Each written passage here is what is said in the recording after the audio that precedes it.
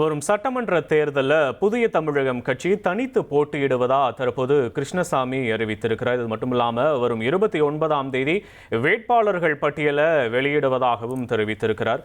புதிய தமிழகம் கட்சி 120 தொகுதிகளில் போட்டியிட திட்டமிட்டிருப்பதாகவும் இதுவரைக்கும் 60 முதல் 70 தொகுதிகளில் வேட்பாளர்கள் தேர்வு செய்யப்பட்டிருப்பதாகவும் தகவல் வெளியாகி இருக்கிறது. அதிமுகவுடன் கூட்டணி பேச்சுவார்த்தை நடத்தி வந்த நிலையில் உடன்பாடு எட்டப்படாததால் தற்போது தனித்து போட்டியின் கிருஷ்ணசாமி அறிவித்திருக்கிறார். வரும் சட்டமன்ற தேர்தலில் புதிய தமிழகம் கட்சி தனித்து போட்டியிடுவதா கிருஷ்ணசாமி அறிவித்திருக்கிறார். முக்கிய செய்தியா பார்த்து கொண்டிருக்கிறோம்.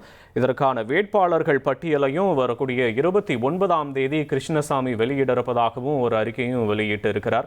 மொத்தமாக 120 தொகுதிகளில் போட்டியிட திட்டமிட்டிருப்பதாக தகவல். இந்த 120ல் இப்போ வரைக்கும் 60 முதல் 70 தொகுதிகளுக்கான வேட்பாளர்கள் தேர்வு செய்யப்பட்டிருப்பதாகவும் தகவல் கிடைத்திருக்கிறது.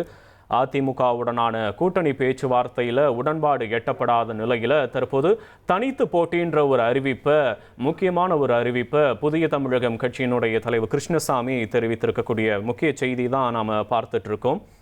1,27,00,000 மனங்களை வென்ற தந்தி டிவி யூடியூப் சேனல். தவிர்க்க முடியாத தம்ப்நெயில்ஸ், கலக்கலான கான்டென்ட்ஸ். நீங்களும் இந்த குடும்பத்தில் இணைய இப்பவே சப்ஸ்கிரைப் பண்ணுங்க.